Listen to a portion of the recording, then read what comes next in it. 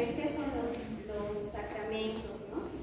Y según el Catecismo de la Iglesia Católica, los sacramentos se definen de la siguiente manera.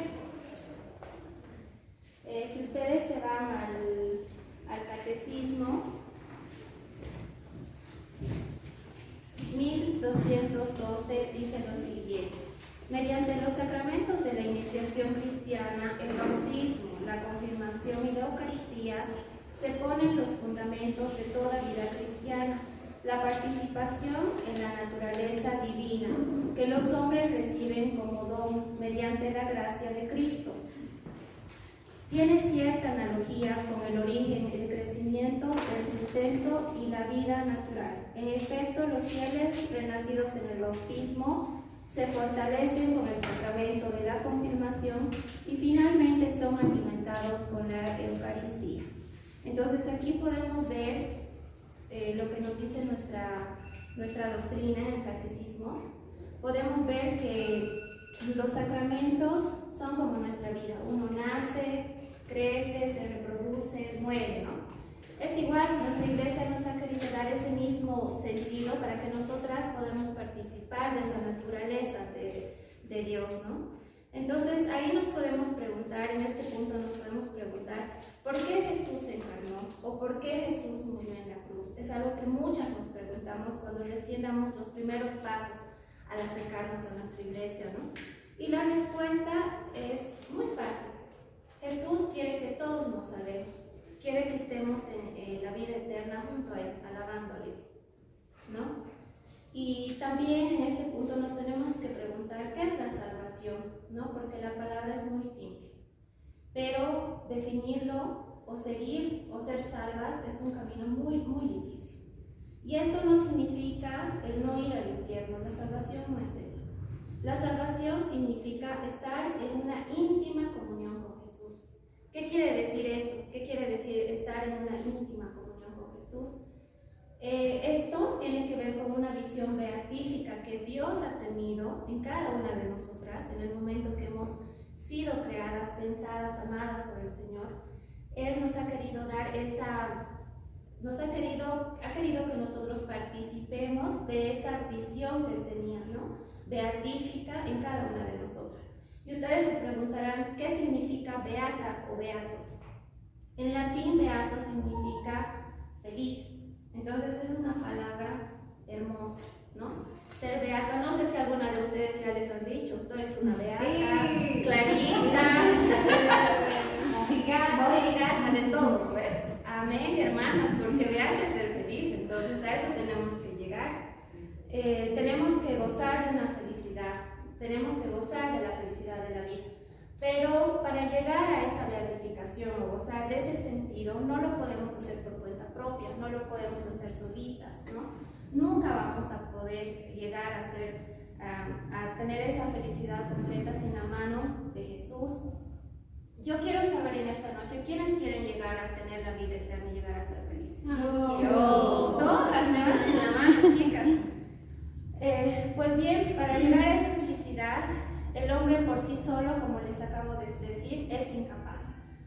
Y Santo Tomás de Aquino nos dice que una posible causa de condenación del demonio y de sus secuaces ha sido el querer alcanzar esa felicidad beatífica y esa visión de Dios por sus propias fuerzas, lo cual es imposible. Y también nos podemos preguntar, ¿y cómo Dios lo hace posible, no? ¿Cómo Dios nos hace capaces de alcanzar esa santidad? ¿Cómo nos hace capaces de poder llegar a esa felicidad beatífica? Mientras nosotros estamos vivos aquí en la tierra, mientras estamos vivos, Dios nos da esa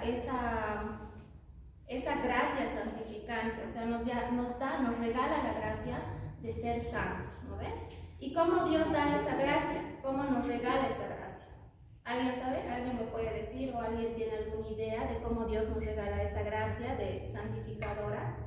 El bautizo. Mediante los sacramentos. Mediante los sacramentos Dios nos está invitando a formar parte de esa beatificación, de esa felicidad.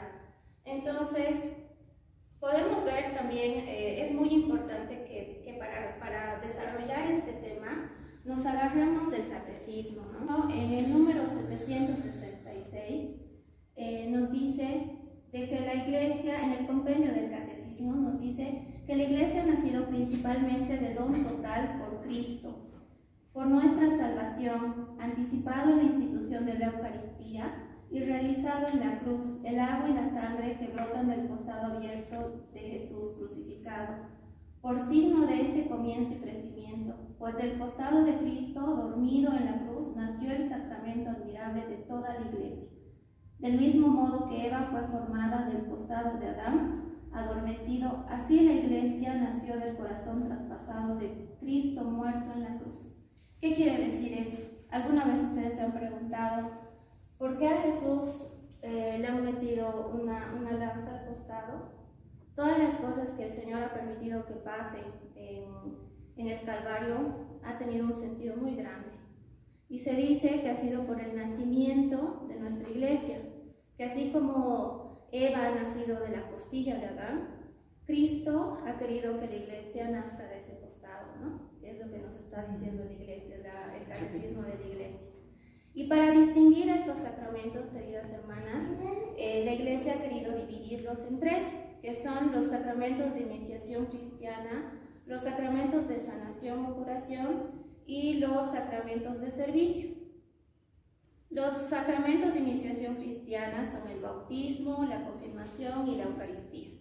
Y los sacramentos de sanación o curación son dos: la unción de los enfermos, la penitencia y confesión. Y los sacramentos de servicio son el matrimonio y la orden sacerdotal. En esta noche vamos a tocar el tema de la iniciación, los sacramentos de la iniciación cristiana, que son el bautismo, la confirmación y la Eucaristía. Algo que tal vez todas sabemos, ¿no? Sabemos que nos tenemos que bautizar, tenemos que hacer nuestra confirmación y tenemos que hacer nuestra primera comunión. Pero como nosotros sí estamos dando los primeros pasitos hacia una beatificación y hacia la felicidad que Dios nos tiene preparada, tenemos que profundizar un poquito, ¿no? Les digo un poquito porque realmente lo que nos ofrece la Iglesia Católica es enorme, ¿no? Ahorita, estos 25 minutos, vamos a tocar una parte chiquitita de lo que nos ofrece la Iglesia Católica. Y mi propósito es que al salir de aquí ustedes salgan enamoradas de Jesús Eucaristía, que ese es el propósito, ¿no? Entonces, queridas hermanas, podemos ver que todos los momentos importantes y todos los sacramentos que ahorita les he mencionado se unen en una sola epifinalidad. Todos los caminos van hacia un solo lugar, que es la Eucaristía. ¿Por qué la Eucaristía? Porque es el momento más importante de la vida cristiana y nosotros lo vivimos cada día con la Santa Misa, ¿no? Y para empezar con los sacramentos, vamos a empezar con lo que es el bautismo, ¿no? ¿Y qué significa bautizar? Bautizar significa sumergir. Marcos 15:16 dice: y les dijo, vayan por todo el mundo y anuncien la buena nueva a toda la creación. El que crea y se bautice se salvará, el que se niegue a creer se condenará. ¿Qué quiere decirnos aquí Jesús? Jesús nos quiere decir que todos los que sean bautizados serán salvos. Eso nos quiere decir Jesús. Entonces, ¿cómo obtenemos la gracia? ¿Cómo obtenemos el bautismo? ¿O qué cosas obtenemos en el bautismo? En el bautismo podemos obtener tres cosas. Las primeras, ser hijas de Dios. Somos llamadas hijas de Dios gracias a la unción del Espíritu Santo, ¿no? Y luego también nos regala otra gracia, que es pertenecer, sentirnos pertenecientes a la Iglesia Católica. Y también el perdón de los pecados, porque todos nacemos con el pecado original. Entonces, al momento del nacimiento, ese pecado se borra, ¿no? Y alguna vez he escuchado, ¿no? ¿Y qué pasa cuando una persona se bautiza cuando ya es grande, digamos, ¿no? Entonces ahí también se perdona todos los pecados, ¿no? Entonces, en la materia podemos ver que la materia significa con qué se hace, ¿no ven? El bautismo. Está el agua y la forma es: yo te bautizo en el nombre del Padre, del Hijo, del Espíritu Santo, ¿no? Los ministros que pueden dar este sacramento es el obispo, un sacerdote y el diácono, ¿no?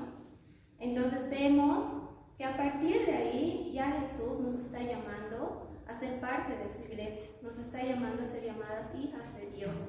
Entonces es algo que no nos podemos olvidar nunca, nunca. Y como habíamos visto en las anteriores prédicas, el credo y la vida sacramental son muy importantes en el crecimiento de una persona que quiere ser salva, ¿no? Porque muchas de nosotras llegamos a la iglesia, ¿no? Mal, con muchos problemas, pero creemos que se van a solucionar como arte de magia, ¿no? Y no es así. Tenemos que profundizar y conocer, enamorarnos del Señor, pero también enamorarnos de la doctrina, de la iglesia y de todo lo que nos ofrece. ¿Por qué? Porque estos sacramentos son alimento para nuestra alma. Todas las luchas que nosotras tenemos son luchas espirituales, no son luchas físicas. Cuanto más te acerques al Señor, más luchas vas a tener, más problemas vas a tener. Entonces tú tienes que estar preparada. Y para estar preparada tienes que agarrarte y abrazarte de los sacramentos, ¿no? Que no les damos la importancia que deberían tener, ¿no? No les damos esa importancia. También podemos ver la confirmación, y en la confirmación obtenemos completar el bautismo. ¿Qué quiere decir eso? Que ya estamos más grandes, ya podemos elegir, es decir, es una decisión personal, ¿no? Ahí ya tú eliges si quieres realmente confirmar tu fe y ser llamada hija de Dios, ¿no? Entonces, aquí obtenemos también el don del Espíritu Santo y la adultez en la iglesia. ¿Qué quiere decir eso? Que ya tenemos que ser más maduras, ¿no? Espiritualmente, ya tenemos que conocer más de la palabra, del evangelio, de la doctrina, de todo, ¿no? De los dogmas también que son tan importantes de la iglesia.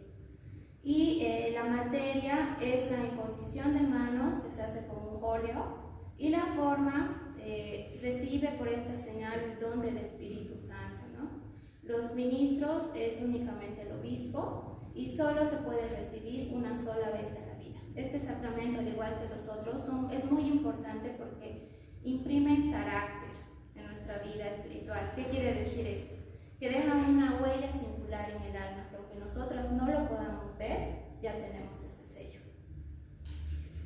Y también podemos ver que en la tercera parte vamos a hablar de la Eucaristía, donde obtenemos y recibimos a Cristo vivo, presente, ¿no? Obtenemos mediante el pan y el vino, y la forma es tomen y coman todos de él, ¿no? Los ministros que pueden realizarlo son el obispo y el sacerdote.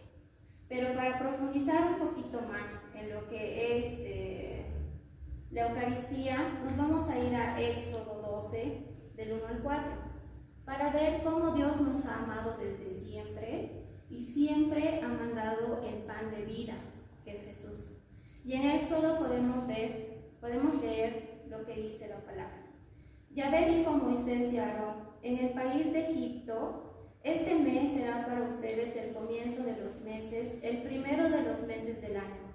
Hablen a la comunidad de Israel y díganle: el día 10º de este mes, tome cada uno un cordero por familia, un cordero por casa. Pero si la familia es demasiado pequeña para consumir el cordero, se pondrá de acuerdo con el vecino más cercano según el número de personas, y conforme a lo que se da, cada cual comerá.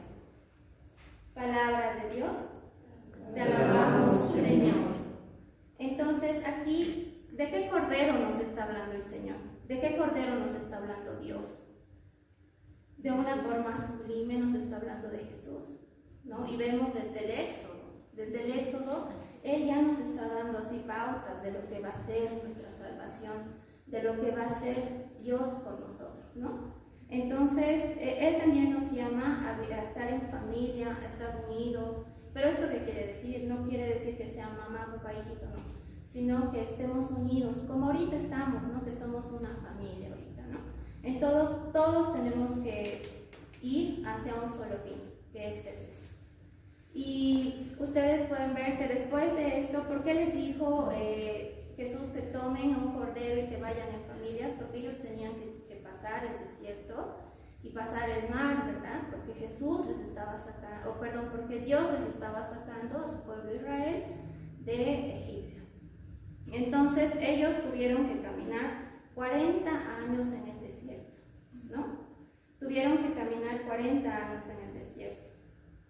Y podemos ver que en Deuteronomio 8, del 2 al 4, nos dice la palabra: cuiden de cumplir con todos los mandamientos que hoy les ordeno. Si lo hacen, vivirán y se multiplicarán y serán dueños de la tierra que prometió Yahvé con juramento a sus padres. Acuérdate del camino que Yahvé tu Dios te hizo recorrer en el desierto por espacio de 40 años.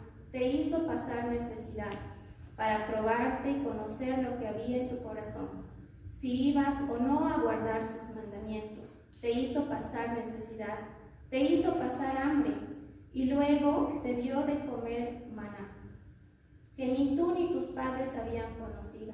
Quería enseñarte que no solo de pan vive el hombre, sino que todo lo que sale de la boca de Dios es vida para el hombre. Ni tu vestido se ha gastado, ni tu pie se ha lastimado a lo largo de estos 40 años. Palabra de Dios. Te alabamos, Señor. Aquí también podemos ver que Dios nos está hablando del maná. ¿Y cómo le llamaban al maná? El pan del cielo, ¿no? Le llamaban el pan del cielo. Y aquí dice que a pesar de todo lo que habían pasado y a pesar de todo, su pie no será lastimado. Eso es lo que me ha llamado más la atención de esta lectura. O sea, si ustedes se ponen a pensar, 40 años en el desierto caminando y de ninguno estaba su pie lastimado, ni hinchado, ni nada. 40 años. ¿Y por qué? Porque ellos recibían el pan del cielo, y es lo mismo. En nuestra vida, en nuestra actualidad, ¿qué es el maná para nosotros? Es Jesús. Entonces, si nosotros estamos pasando estos 40 años en nuestras vidas, con muchos problemas, muchas cargas, estás aquí, tu pie sigue sano, puedes levantarte, puedes caminar y puedes recibir a Jesús todos los días en la Eucaristía. Y esa puede ser tu fortaleza, pero tienes que amarlo, tienes que profundizar, tienes que llegar hasta lo más profundo y amarlo como Él quiere ser amado. ¿Cómo lo vamos a lograr? Conociendo, porque nadie ama lo que no conoce. Entonces, vemos, ¿no?, que a pesar de todos los pesares, ellos han seguido caminando y han pasado el Mar Rojo, ¿no? Han pasado un mar. Entonces, después del mar, todo lo que ellos iban a pasar eran charcos. Ellos han dicho: ya hemos pasado el mar, ya hemos dejado atrás, y de aquí en adelante me espera el paraíso, ¿no? Pero no ha sido así, han sido 40 años, ¿no? Pero todo lo que pasa, lo que está pasando en tu vida, si tú te has enfermado, si te han dejado, si tu marido se ha ido con otra, si tu hijo es un malcriado, todo no importa, porque al final es un charco. Tú tienes lo más grande, que es Jesús. Entonces tú no estás sola. Jesús no quiere que estés sola, y por eso Él se ha quedado con nosotros en ese pancito, ¿no? En ese pan. Entonces, también podemos ver que, y espero que no nos pase igual que a los israelitas, que ellos se han dado cuenta de esa bendición que han recibido durante 40 años tarde.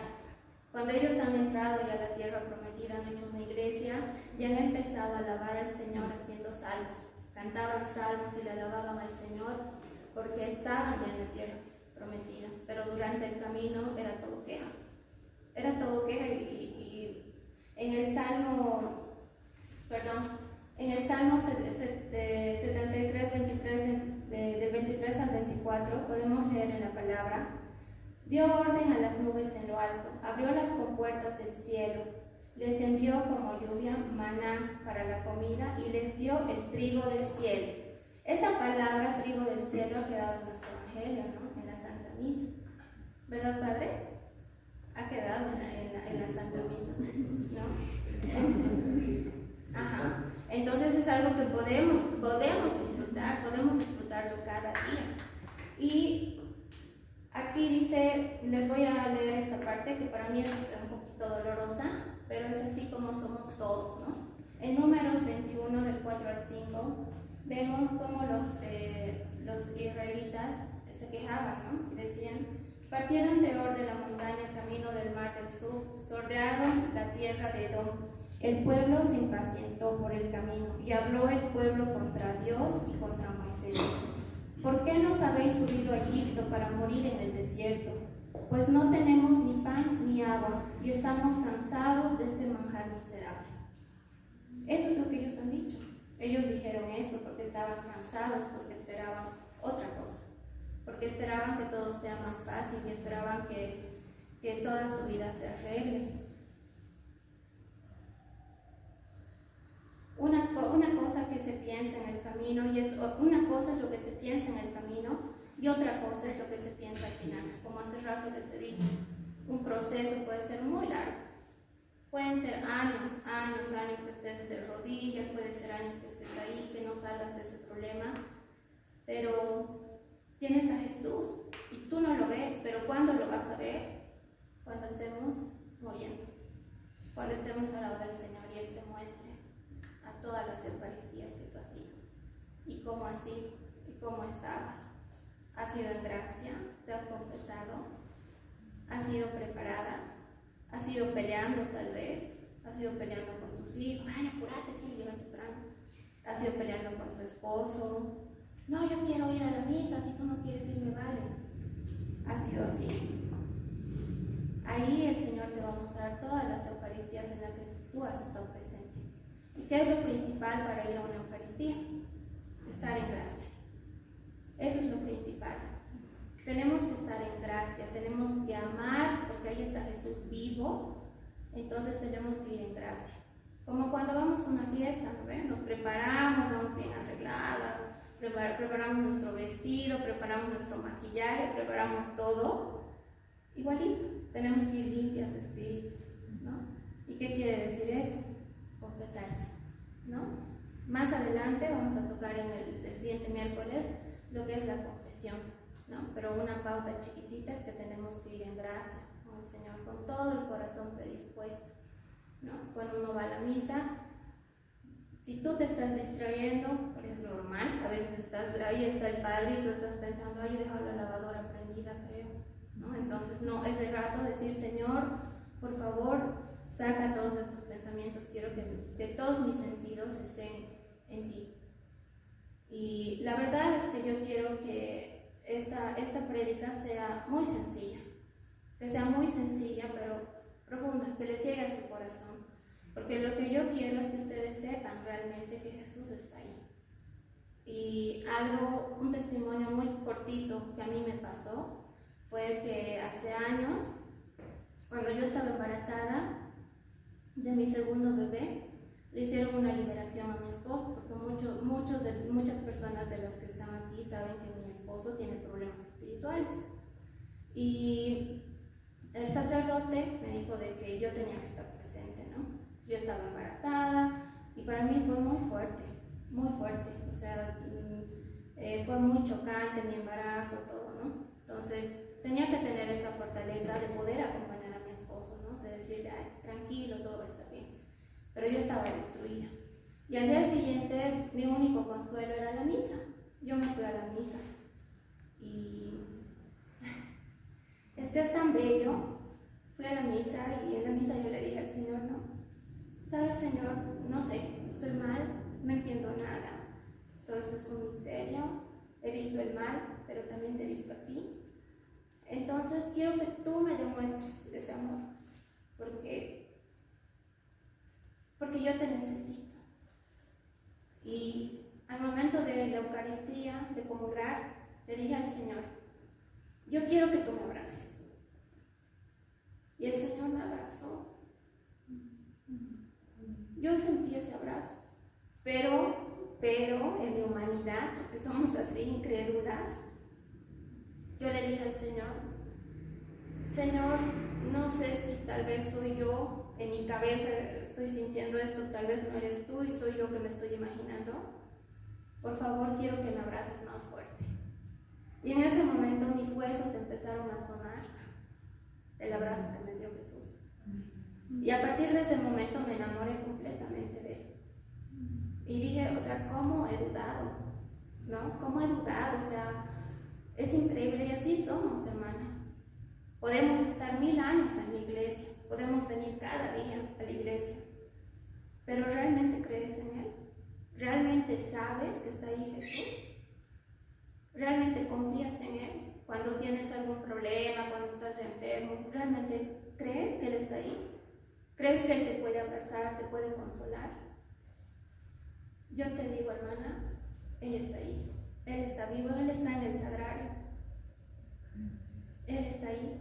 Y hoy en esta noche te ha traído para que tú escuches esta prédica y para que te abandones a Él y para que tú digas, sí, Jesús, yo creo en ti, creo en tu grandeza, creo en tu amor, creo en tus sacramentos, creo en tu palabra. Entonces, demostremos ese amor, porque Jesús nos lo demuestra cada día. En este momento te está demostrando su amor mediante mi palabra, ¿no? ¿Y cómo le demuestras tú tu amor? ¿Cómo lo haces?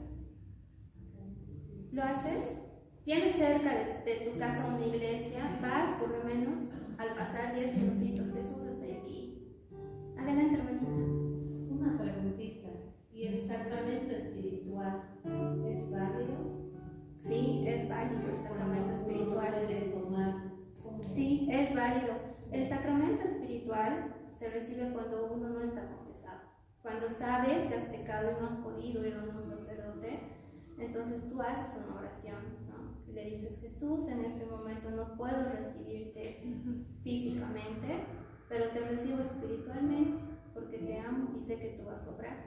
Entonces sí se puede, porque como dice en la palabra del Señor, ¿no? No comamos nuestra condenación, tenemos que estar en gracia del Señor, ¿no? Y eso es lo principal. Las formas, eso es secundario. Lo principal es que estemos limpias de corazón, limpias en cuerpo, en alma y en espíritu, en pensamientos, en la concupiscencia de los labios, de todo, hermanas, ¿no? Y que lo recibamos como Él tiene que ser recibido, como el Rey de Reyes, ¿no? Y Señor de Señores. Bien. Podemos ver también que Jesús siempre ha sido nuestro consuelo y ha sido el consolador también de los profetas. Un profeta que ha sido consolado por Jesús, o por Dios, perdón, ha sido el profeta Elías. Vemos en la palabra en Reyes 19, del 4 al 8, dice: caminó por el desierto todo un día y se sentó bajo un árbol. Allí deseó la muerte y se dijo: ya basta, Yahvé, toma mi vida, pues yo voy a morir como mis padres. Después se acostó y quedó dormido. Debajo del árbol, un ángel vino a tocar a Elías y lo despertó diciendo: levántate y come. Elías miró y vio a su cabecera un pan cocido sobre piedras calientes y un jarro de agua. Después comió y bebió y se volvió a levantar. Palabra de Dios. Te alabamos, Señor. Qué hermoso, ¿no? Qué hermoso como Dios manda un ángel y le da el pan del cielo al profeta Elías para consolarlo, para que sea su consuelo. Entonces en la palabra podemos ver cómo en detalles tan sencillos el Señor nos está mostrando cómo Jesús ha llegado a nuestras vidas, cómo Jesús ha dado la vida por cada una de nosotras, ¿no? Y algo muy importante también es cómo prepararse para recibir la comunión, ¿no? Cómo tenemos que estar preparados para responder a esa invitación que Dios nos está haciendo todos los días en la Santa Misa. Debemos prepararnos. San Pablo, por ejemplo, nos exhorta a un examen de conciencia y dice: quien come el pan o bebe el cáliz del Señor indignamente será reo del cuerpo y de la sangre del Señor. Examínese pues cada cual y coma entonces del pan y beba del cáliz, pues quien come y bebe sin discernir el cuerpo, come y bebe su propio castigo. Palabra de Dios. Te alabamos, Señor. Quien tiene conciencia de estar pecando y sabe que tiene un pecado grave y comulga, eso es un pecado muy grande. Es un pecado de condenación, como nos dice la palabra, ¿no? Y ante la grandeza de la comunión, del sacramento de la comunión, el fiel puede recibirlo humildemente y con la fe ardiente, según las palabras del centurión en Mateo, donde nos dice: Señor, no soy digno de que entres en mi casa, pero una palabra tuya bastará para sanarme. Para prepararnos convenientemente a recibir este sacramento, los fieles debemos estar algunas veces en ayuno, si es necesario. necesario y si nosotros realmente queremos recibirlo de corazón, ¿no? Se dice que 1 hora antes de la comunión no podemos comer ningún alimento, ¿no? Y también, o sea, que 10 minutos después de comulgar, Cristo sigue en ti y tenemos que sacarle el jugo. Tenemos que aprovechar esos 10 minutos que Jesús está ahí, ¿no? Y hablarle como si fuera un amigo, de tenerle en el corazón y decirle: Señor, yo te amo, Señor, sé que tú estás aquí presente, toma todas mis cargas, toma todo lo que soy, todo lo que tengo. Y bueno, para comprender un poquito más lo que es, ¿no?, la Eucaristía y lo que es la Santa Comunión, hemos bajado un videíto para que ustedes puedan ver cómo Jesús se hace presente, ¿no? Cómo Jesús quiere mostrarte que Él está ahí.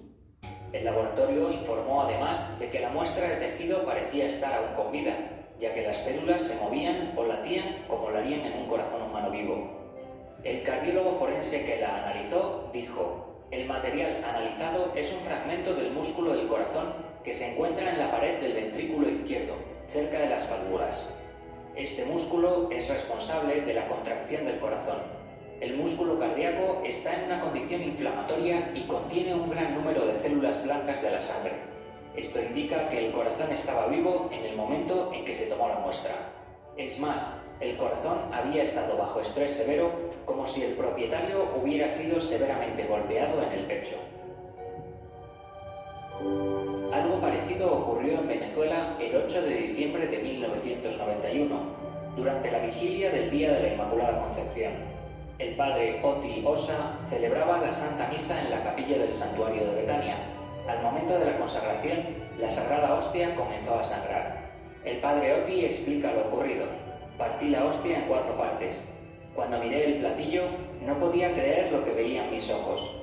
Vi una mancha roja formándose en la hostia, y de ella comenzaba a emanar una sustancia roja, de modo similar a la manera que la sangre sale de una perforación. Después de la misa, tomé la hostia y la protegí en el santuario. Al día siguiente, a las 6 de la mañana, observé la hostia y encontré que la sangre era fluida y luego empezó a secarse. Sin embargo, hasta hoy todavía luce fresca. Asombrosamente, la sangre está solamente por un lado, sin pasar al otro lado, a través de la excesivamente delgada hostia. Una muestra del líquido que emanó del centro de la hostia partida fue analizada en laboratorio, comprobándose que es sangre humana. La hostia se conserva en la localidad de Los Teques, en el convento de las religiosas agustinas recoletas del Corazón de Jesús, donde es expuesta para la adoración de los fieles y es visitada por numerosos peregrinos. En el Real Monasterio de San Lorenzo del Escorial, en Madrid, también se conserva una sagrada forma, todavía incorrupta después de casi 5 siglos y que se puede visitar. Esta fue profanada por un soldado protestante en la Catedral de Borkum, en Holanda, en el siglo XVI. Tras pisar las formas que se guardaban en el sagrario, esta que se custodia en el monasterio aparece con 3 roturas producidas por los clavos de la bota del soldado, y de las cuales brotó sangre, según los primeros testigos. Tras un recorrido por distintos puntos de Europa, llegó al monasterio del Escorial donada al rey Felipe II por el emperador Rodolfo II de Austria. Otro caso similar tuvo lugar en la misa de Navidad de 2013, en Legnica, Polonia, cuando una hostia consagrada cayó al suelo durante la distribución de la comunión en el santuario de San Jacinto. La hostia fue recogida y colocada en un recipiente con agua para que se disolviera. Sin embargo, una vez en el agua, apareció en la hostia una mancha roja de textura singular, que hacía pensar en tejido humano. El entonces obispo de Legnica, Stefan Sici, instituyó una comisión para investigar lo sucedido con la Sagrada Forma. En febrero de 2014, con el permiso de la diócesis, un fragmento de hostia con aspecto de tejido ensangrentado fue retirado y colocado sobre un corporal. Después, fueron recogidas muestras para analizar en laboratorios de diferentes institutos forenses. Los médicos de los departamentos de medicina consultados verificaron que los fragmentos recogidos contenían células del músculo estriado transversal semejantes a las del músculo cardíaco. Otro ejemplo de milagro eucarístico sería el que presenció San Juan Bosco. En 1848, en Italia, el santo estaba celebrando una misa a la que asistían 360 jóvenes, cuando se dio cuenta de que solo tenía 8 hostias. Sin embargo, se produjo una multiplicación milagrosa y con ellas pudo dar la comunión a todos. En el milagro de Asís de 1240, Santa Clara libró a las hermanas de su comunidad de la amenaza de los soldados sarracenos que habían llegado hasta el claustro del convento. Lo logró alzando frente a los soldados el Santísimo Sacramento, al tiempo que imploraba de éste el auxilio inminente que necesitaba. Desde el tabernáculo pudo oírse una voz que decía: «Yo te protegeré siempre», y a la petición de la santa de que protegiera también la ciudad, añadió: «Tendrá que soportar dificultades, pero será defendida por mi protección». Fue así como los soldados retrocedieron y abandonaron el convento. Ante todo, los milagros eucarísticos son una prueba más para el ser humano de la presencia del amor de Dios. El corazón, literalmente expresado en los milagros eucarísticos, se manifiesta en carne y sangre con el propósito de traer fe y esperanza a quien. En el Catecismo de la Iglesia, en el 1323, nos dice: nuestro Salvador, en la última cena, la noche en que fue entregado, instituyó el sacrificio eucarístico de su cuerpo y su sangre, para perpetuar por los siglos hasta su vuelta el sacrificio de la cruz, y confiar así a su esposa amada, la Iglesia, el memorial de su muerte y resurrección, sacramento, piedad y signo de unidad, vínculo de amor, banquete pascual, en el que se recibe a Cristo. El alma se llena de gracia y nos da una prenda de la gloria futura. Amén. Amén. Amén. Y que nos pongamos en presencia del Señor. Y que en este momento cerremos nuestros ojos y imaginemos a Él aquí presente en esta reunión. Él está feliz de que tú estés aquí, de que tú le hayas dicho sí. Pero Él quiere también que tú te comprometas con Él. Él quiere que tú ames tu iglesia. Él quiere que ames los sacramentos. Él quiere que tú te abandones a su amor.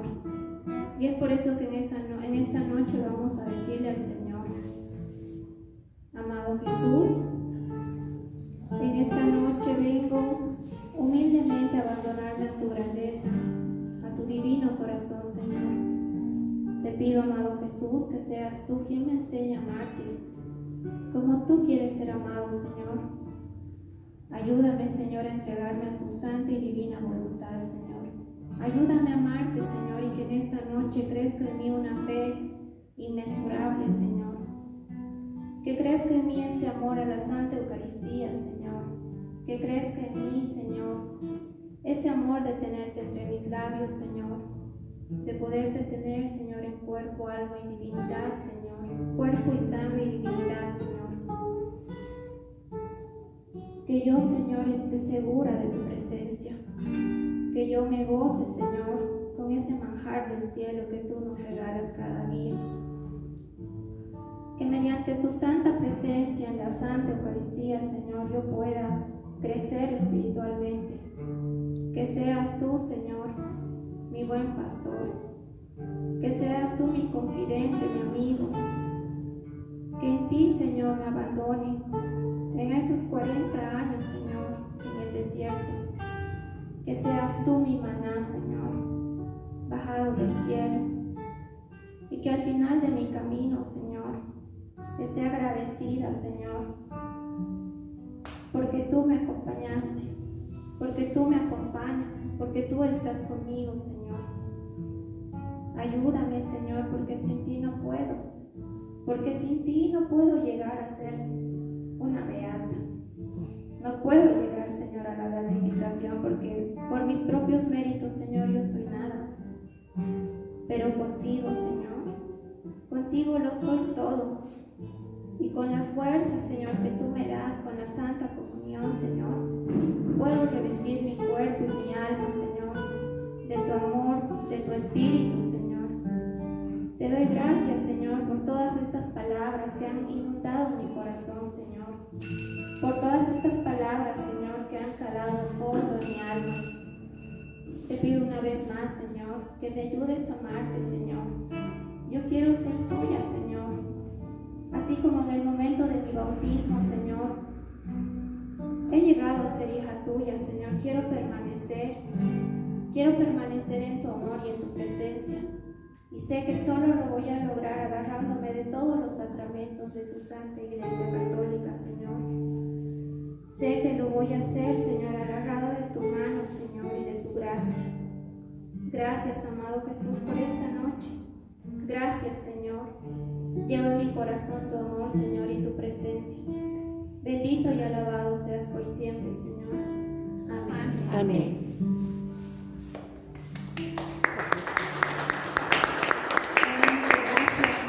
Gracias, querida Yari, por mostrarnos, ¿no? que el Señor está aquí, está vivo y nos espera cada día está ahí presente en la Eucaristía esperando que nosotros vamos y lleguemos a Él. Muchísimas gracias, hermanas, por acompañarnos esta noche. Dani, gracias. Esto nos ha sabido realmente con sabor a poco por el tiempo, pero lo que yo quiero decirles a las que están presentes que esto continúa, o sea que el otro miércoles quiero tenerlas aquí presentes y a todas las personas que nos están siguiendo en las redes también, porque vamos a continuar hablando sobre los sacramentos.